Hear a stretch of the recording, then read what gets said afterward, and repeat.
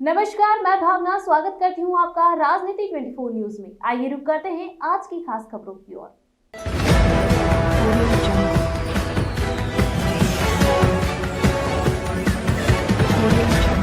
मध्य प्रदेश में पंचायती त्रिस्तरीय चुनाव बिना ओबीसी वर्ग के नहीं करने पर खुशी जाहिर करते हुए इंदौर की कांग्रेस पार्टी द्वारा चिमनबाग मैदान से संभाग आयुक्त कार्यालय तक पद यात्रा निकाली गई। यात्रा के माध्यम से कांग्रेस के पूर्व मुख्यमंत्री कमलनाथ के प्रति जता रहे खुशी, साथ ही जनता को दे रहे हैं समझाइश। पदयात्रा में बड़ी संख्या में कांग्रेसी कार्यकर्ता शामिल हुए। हालांकि इस दौरान पदयात्रा में कांग्रेसी कार्यकर्ताओं व नेताओं ने कोरोना प्रोटोकॉल की खुलकर धज्जियां उड़ाई। इस दौरान कांग्रेस महिला प्रदेश अध्यक्ष अर्चना जायसवाल, कांग्रेस शहर अध्यक्ष विनय बाकलीवाल सहित तमाम कांग्रेस के कार्यकर्ता शामिल हुए।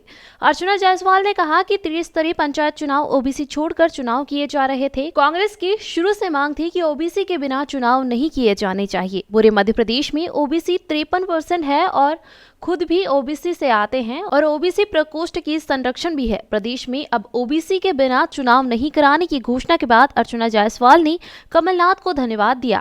इस दौरान कमलनाथ को धन्यवाद देने के लिए कांग्रेसी जमा हुए। हम सभी ने लड़ाई लड़ी है। कमलनाथ जी ने 27% ओबीसी आरक्षण की लड़ाई लड़ी और विवेक तनखा भी कोर्ट में आए थे। ओबीसी आरक्षण के बिना चुनाव हो ही नहीं सकता, लेकिन भाजपा फिर भी नहीं मानी और चुनाव की प्रक्रिया जारी रखी।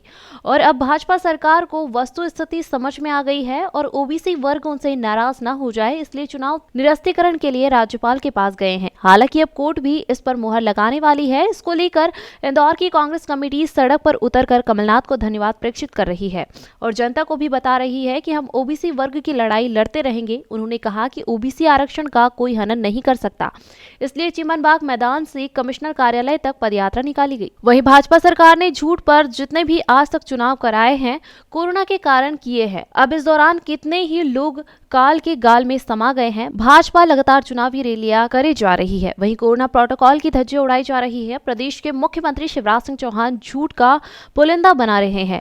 हालांकि सत्य की विजय हुई है और कांग्रेस की जीत हुई है। कांग्रेस महिला प्रदेश अध्यक्ष अर्चना जायसवाल ने कहा कि आगे भी सभी वर्गों के लिए कांग्रेस लड़ाई लड़ती रहेगी। आप सभी को पता था कि अभी जो चुनाव हो रहे थे पंचायत के त्रिस्तरीय पंचायतों के, तो उसमें ओबीसी को छोड़ के चुनाव हो जा रहे थे। तो हमारी शुरू से यही मांग थी कि ओबीसी को आरक्षण के बिना चुनाव होना नहीं चाहिए, क्योंकि ओबीसी भी उसी में आती है और आप सभी वर्गों के चुनाव करा लें और ओबीसी के नहीं चुनाव कराएं, जबकि पूरे मध्य प्रदेश में ओबीसी जो है वो 53% है और मैं खुद ओबीसी से आती हूँ और ओबीसी जो हमारा प्रकोष्ठ है उसके मैं संरक्षक भी हूँ।